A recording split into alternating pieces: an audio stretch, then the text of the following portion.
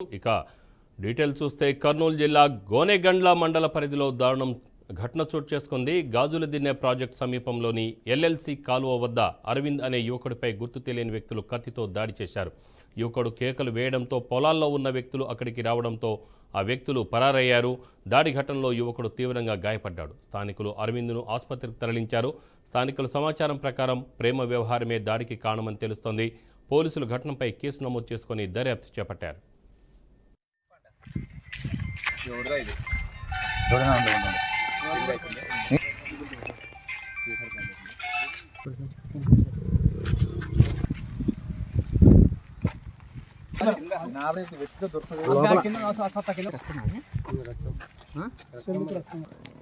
అది స్లో వస్తుంది ఇంకో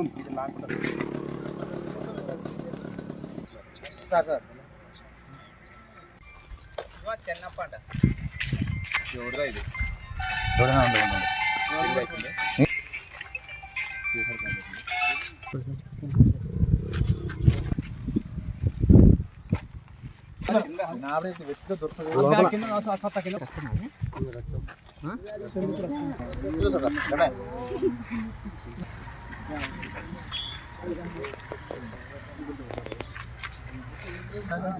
ఆ సత్త కింద మా కవర్ కింద పడింది, వినిపిస్తలేదు.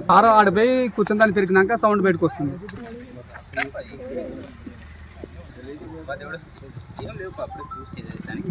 కవర్ కింద